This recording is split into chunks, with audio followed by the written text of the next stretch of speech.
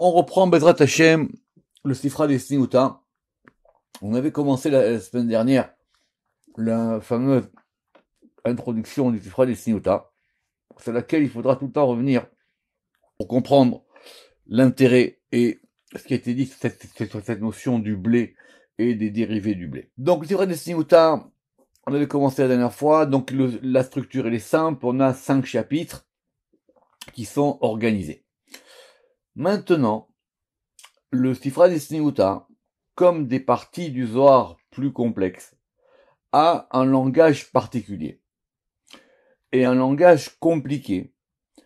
Et c'est vrai que quand on le lit comme ça, on a du mal à comprendre. La grande erreur, c'est de vouloir plaquer sur le texte ce que j'appelle une grille d'interprétation. C'est-à-dire qu'on va décrypter le texte à travers une grille.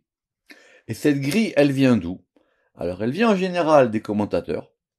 Et les commentateurs, à leur tour, ils vont appliquer cette grille selon leur vision à eux de la Kabbale et du Zohar. Vous pouvez évidemment trouver tous ces commentaires. Le plus connu, c'est celui du Gaon. Il y a des commentaires attribués ou dérivés du Harizal. Il y en a plusieurs. Mais, avant de plaquer sur le texte quelque chose qui est extérieur au texte, il faut comprendre le texte lui-même. Pour comprendre le texte lui-même, il faut qu'on soit attentif à la structure, au vocabulaire et à ce qu'il nous raconte. Il faut se laisser porter par ce texte-là. Ce que je dis, c'est valable en général pour tout le Zohar, mais plus particulièrement pour les passages compliqués. Par exemple, la Hydra Rabbah, plus particulièrement, où là-bas on va nous parler de la barbe, etc. Donc on a du mal un peu à comprendre qu'est-ce que ça veut nous dire. La Hydra Zuta, et par exemple ce qu'on avait fait, le Harimat Yadai Biscotin dans Parashat Noir. Mais il faut aussi comprendre que un texte, il s'adresse à des lecteurs. Quand on lit le Zohar de façon simple, le Zohar, on va dire, les textes les plus, ce que j'appelle le niveau moyen, on va être rentré dans un univers qui ressemble à celui du Midrash. C'est-à-dire que un verset amène à un autre verset qui amène à une notion. Et ce passage de verset à verset et d'explications qui sont données va évoquer ou va nous faire prendre conscience ou comprendre quelque chose.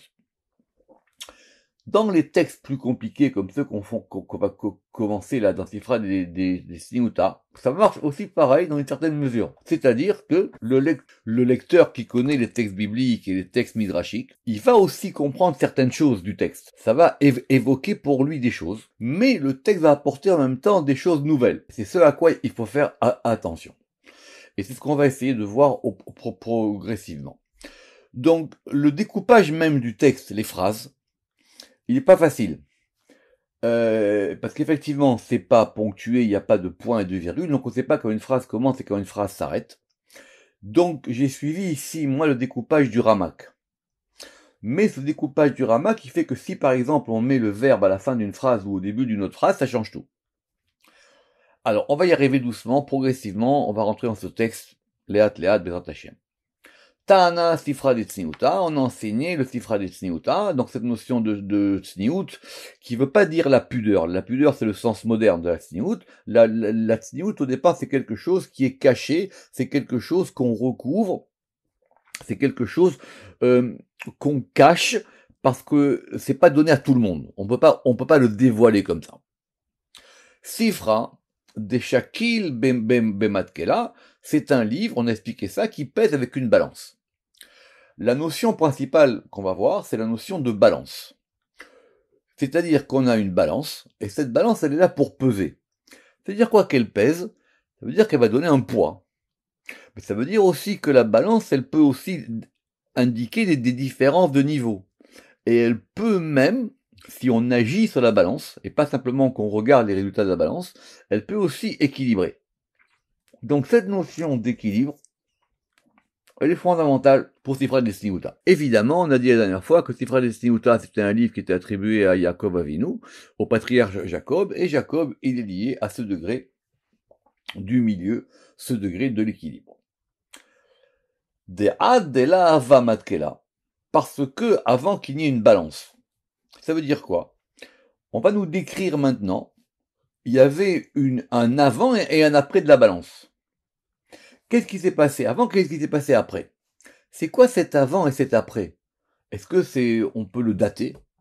Est-ce qu'on peut dire à un moment il y a eu la balance, à un moment il n'y avait pas la balance? Où est-ce que ça se situe? Dans les mondes d'avant, dans les mondes d'après, dans les mondes d'en haut, dans les mondes d'en bas. Mais pour comprendre la balance et comment est son utilité, on va nous montrer à quoi elle sert. Et elle sert parce que fondamentalement, elle a changé des choses, cette balance. On l'expliquait la dernière fois, ils ne pouvaient pas se regarder face à face. Qui c'est le id? On n'en sait rien. Mais grâce à la balance, les choses ou les éléments ou les êtres, on peut dire, ne pouvaient pas se regarder face à face. Pourquoi est-ce que c'est important qu'ils se regardent face à face? Parce qu'évidemment, le face à face, c'est la notion d'échange, où l'un il est en face de l'autre. Évidemment, tout de suite, cette notion de face à face, qui va s'opposer au dos à dos, elle éveille pour le lecteur biblique la création de la femme. Parce qu'avant que Adam et Ève soient séparés, Adam était masculin et féminin. Donc ça, le lecteur biblique, il le sait. Donc ils étaient auparavant dos à dos. Il y avait un élément masculin et un élément féminin. C'est marqué en toutes lettres dans la Torah. Et maintenant, on va les séparer et ils vont se regarder face à face. Donc on est en train de nous dire que ça s'est fait par ce degré de la balance. Ou Malchin Kadmain Mitu, et les premiers rois sont morts. On a vu à quoi ça fait allusion, ça c'est clair aussi pour le lecteur du Zohar et le lecteur de la Torah, qu'il s'agit de ces fameux rois de Édom, qui apparaissent comme ça subitement au cours du texte, et on voit que ces rois, ils meurent, les uns après les autres, sans cause. On a des noms de rois, on a des noms de villes, et le dernier, il meurt pas. Mais le dernier, non seulement il meurt pas, comme on a vu la dernière fois, mais en plus il a une femme. Simplement, dans la Torah, on nous dit pas à quel moment ça se fait. Parce que tout est au passé. Voici les rois qui ont régné. Ce qu'on comprend ici, c'est que cet avant, il est avant la balance. Donc le fait que on ne puisse pas se regarder face à face, on ne puisse pas faire que les rois vivent, c'était avant la balance. Notez quand même cette notion qui va revenir, cette notion de mashgirin. C'est-à-dire quoi mashgirin?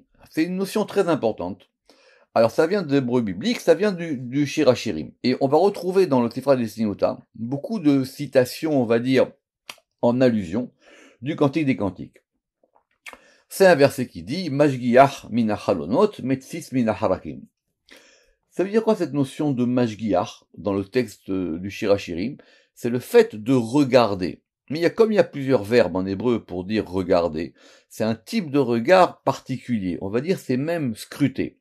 Mais dans le verset lui-même, ce verbe de Mashgiach, il est différent du verbe d'après qui est le leatzitz. Donc ça veut dire qu'il y a plusieurs types de regards.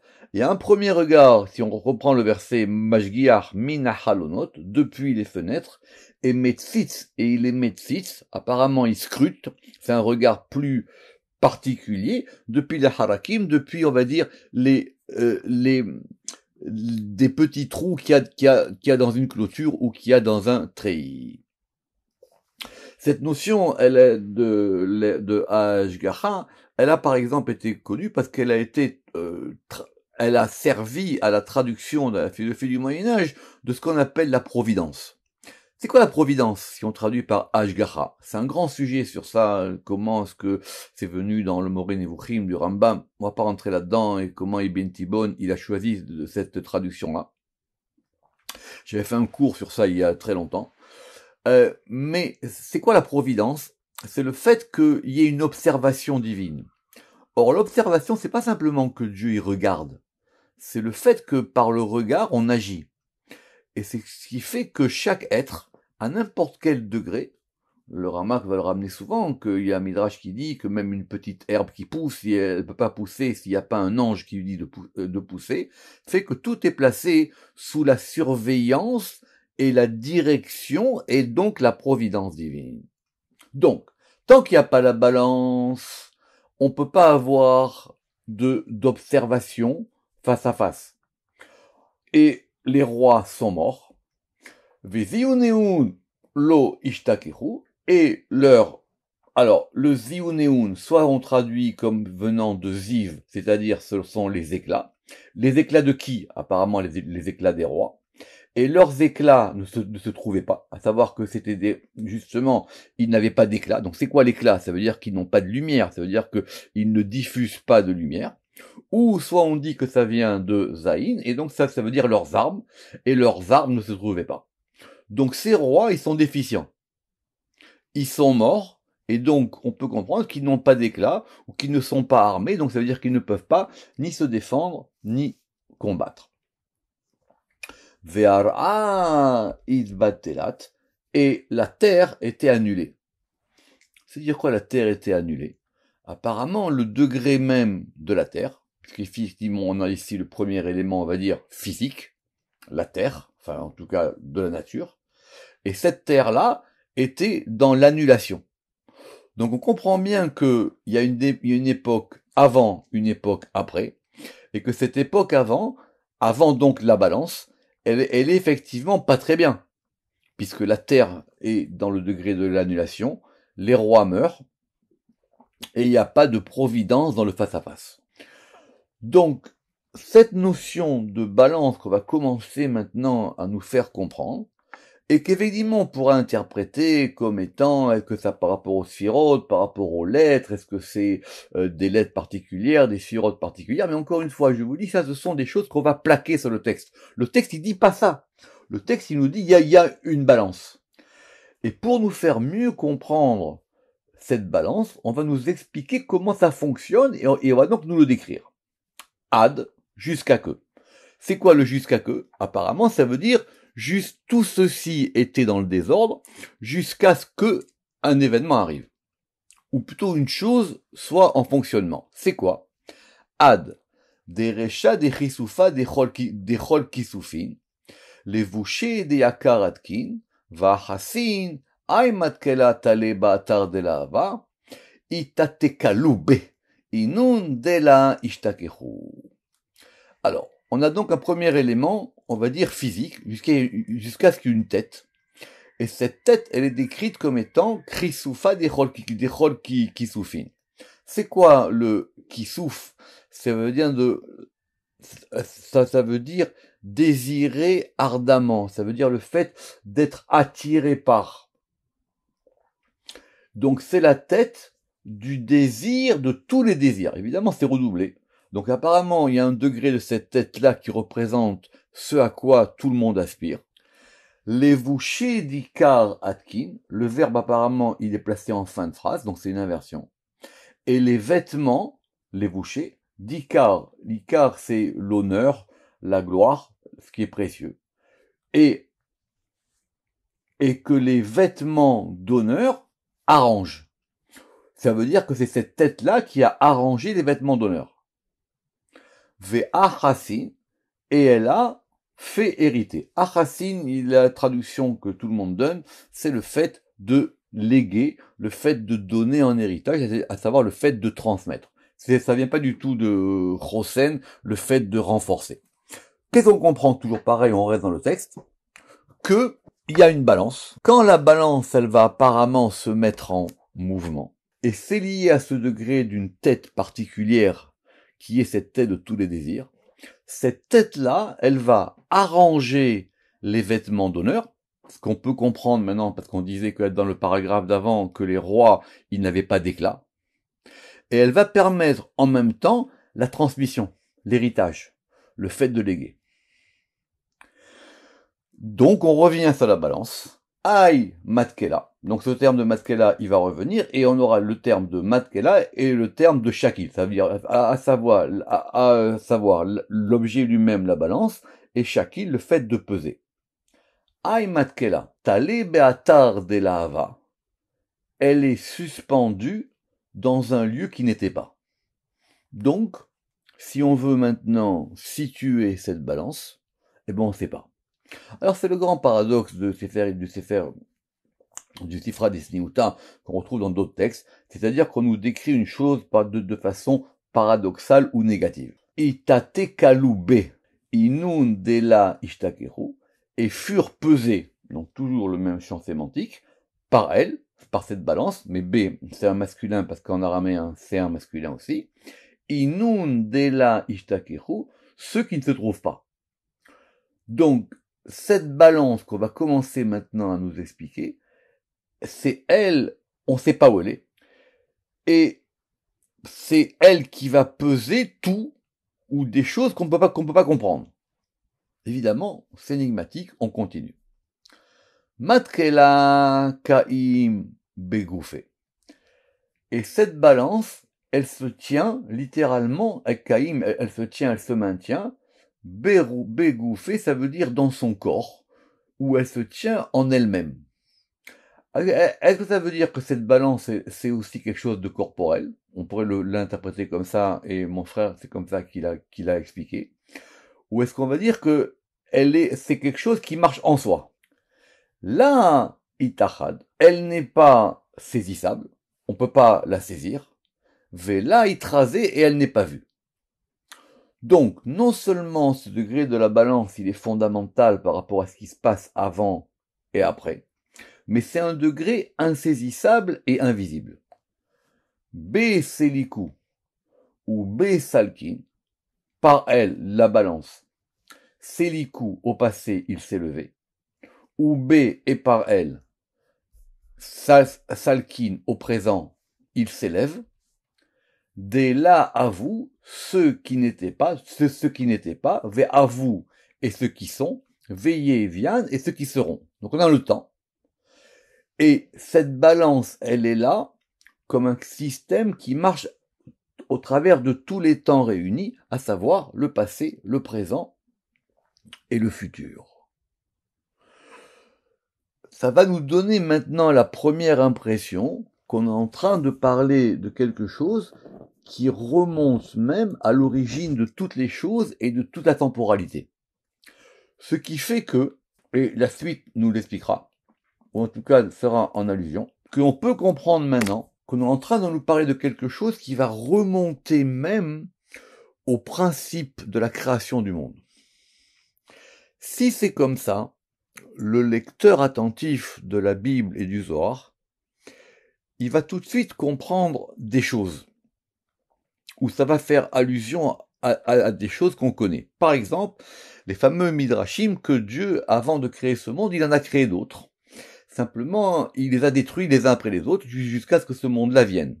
Ce qui ferait donc allusion à cette notion des rois qui sont morts. C'est comme ça que le Harizal il a compris, et c'est comme ça qu'est venue la notion de Jirat HaKelim, c'est-à-dire la brisure des vases. Ou, comme Rashi, il a expliqué déjà dès le début de la Torah, que Dieu, au départ, il a voulu créer le monde par l'attribut de la rigueur, et ça ne marchait pas. Donc il a été obligé d'associer à l'attribut de la rigueur, l'attribut de Rahamim, l'attribut de miséricorde, ce qui fait que maintenant le monde est donc plus équilibré. Et on revient à notre balance. Sitra, go Sitra. Alors il y a une différence entre Sitra avec un Tav et Sitra avec un tête. Sitra avec un tête, c'est le côté, comme dans la Sitra Achara, l'autre côté. Et Sitra avec un Tav, ça indique quelque chose qui est caché, quelque chose qui a un secret. Donc c'est un Sitra, go Sitra, un secret dans un secret. Ou un secret à l'intérieur d'un secret. C'est quoi toutes ces formules où on a, vous vous rappelez qu'on vient de voir plus haut, on a dit des kisoufa, des kol kisoufines. Ça veut dire comme si les choses elles étaient intensifiées. Ça veut dire le désir de tous les désirs. Et ici on a un secret à l'intérieur d'un secret. Alors le Rama qui dit évidemment c'est pour nous expliquer que ça corresponde à des notions qui sont encore plus profondes que si simplement on avait dit secret, ou si simplement on avait juste dit qui soufa. Donc ça veut dire c'est à l'intérieur de l'intérieur. Ittekan, il s'est arrangé. Ve isdeman. Les isdamen, ça veut dire à la fois que quelque chose elle est à disposition. C'est comme quand on invite quelque chose, elle peut venir.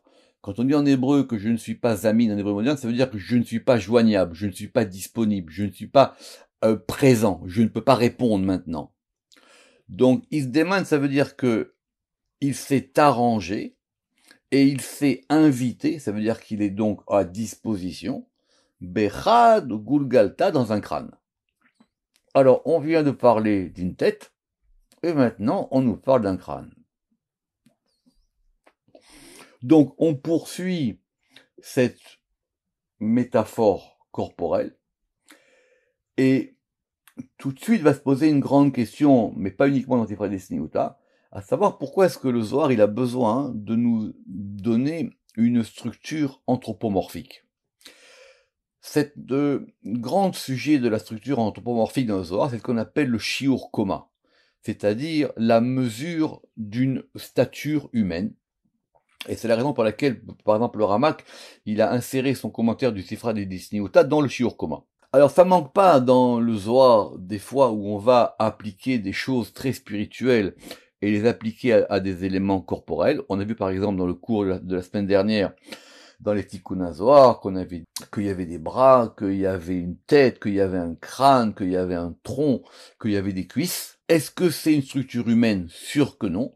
Mais on nous l'a donné sous cette forme-là, pour des raisons particulières qui appartiennent au Zohar. Donc, apparemment, on nous parle à la fois maintenant, on va mettre ensemble, et la balance, et cette structure corporelle. Qu'est-ce qu'il a ce crâne?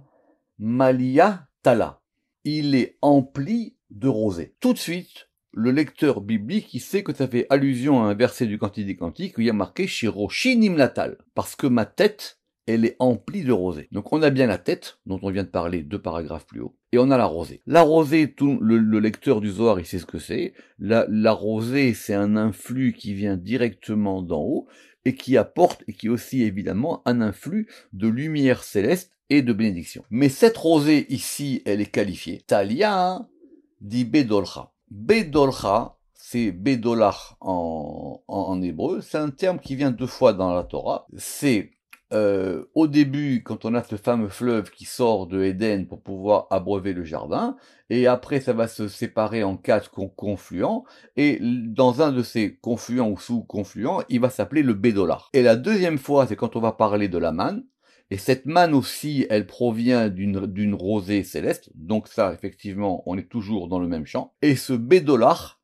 soit c'est traduit comme étant le bédélium, mais Rachi sur place, il dit que c'est la pierre du cristal. C'est quoi une rosée de cristal? On serait tenté effectivement d'attribuer un adjectif, de dire que c'est une rosée cristalline. Effectivement, ceux qui connaissent cette pierre du cristal ou du bédélium, c'est une pierre qui reflète la lumière et qui a des aspects assez particuliers qui correspondent à une lumière, on va dire, avec des facettes de tous les côtés et en même temps d'une transparence absolue. Malia Tala des Bedolcha. Donc, cette tête, elle est remplie de cette rosée.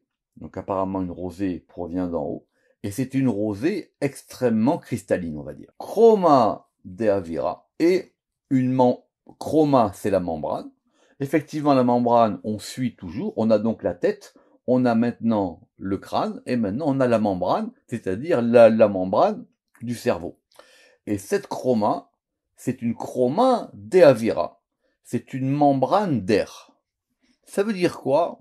On ne sait pas. Mais on comprend qu'on est en train de nous décrire une forme corporelle qui est liée à cette balance. Alors évidemment, les commentateurs ils vont tout de suite comprendre que ce degré de Recha, quand on le regarde dans le Zohar et dans d'autres textes, il indique les degrés les plus supérieurs. Donc en termes de Sphirot, on va pouvoir dire que c'est lié par exemple à Keter. Le Ramak qui coupe la phrase ici, il dit qu'il faut mettre un point après Chroma de Avira. Ce qui fait que le début de la phrase d'après, il n'est pas collé, normalement. Isdachar Vesatim. Isdachar, ça veut dire que il est purifié.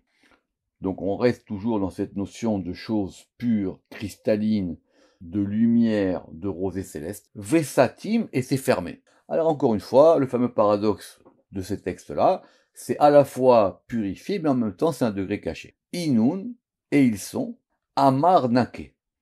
Amarnake, tout de suite, le lecteur biblique, il sait ce que c'est un verset dans Daniel. Or, vous savez très bien que Daniel s'écrit en araméen. Qu'est-ce qui se passe là-bas? Daniel, il décrit un personnage qui est l'ancien des jours, Atik Yomin, en Daniel 7-9, et il voit ce personnage assis, et on le décrit, et les cheveux de sa tête, ils sont amarnaqués, c'est-à-dire comme une laine blanche ou comme une laine pure.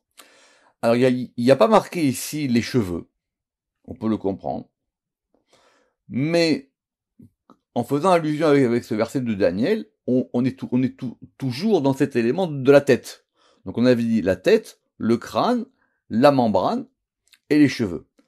Et ces cheveux, évidemment, si la tête elle est pleine de rosée, ce sont des cheveux d'une blancheur comme de la laine pure. Talian Beshikula, et ils sont suspendus, on va dire.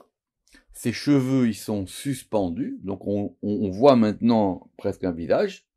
Beshikula, dans la pesée. Donc on est revenu à la balance. Donc il faut faire très attention à ce texte.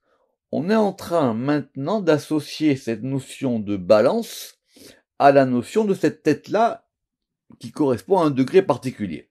Évidemment, si on veut rester d'après Daniel, on est tout de suite maintenant passé sur un personnage qui va s'appeler Atik Yomin. C'est quoi ce personnage Atik Yomin? Chez Daniel, c'est dans une vision de Daniel, et il l'appelle l'ancien des jours. D'après le Rama, qu'il faut être cohérent, si on a parlé de degré supérieur, Atik Yomin, il est lié à Keter. Quand on est dans une cabale plus lourianique, on va effectivement passer des séphirotes au Partoufim, mais la configuration reste la même. C'est pas la peine maintenant de vouloir entrer dans des choses que le texte ne dit pas, ni de, comme j'ai dit, de vouloir lui plaquer des choses qui ne sont pas en lui. Rahava des Rahavin. Rahava des Rahavin, c'est la volonté des volontés, mais comme on a bien expliqué souvent dans le Zohar, que cette notion de Rahava, cette notion de volonté, c'est plutôt la notion d'agrément. C'est l'agrément suprême. Encore une fois, on a les mêmes formes verbales. Vous vous rappelez qu'on avait dit ki soufa dechol ki soufine, on avait dit citra go citra, et là maintenant on a l'agrément des agréments. C'est quoi l'agrément des agréments? Tout de suite le lecteur, il sait ce que c'est, le lecteur du Zohar. Ça correspond au moment le plus parfait, on va dire, le plus adéquat de toute la semaine, qui est le moment de Mincha de Shabbat.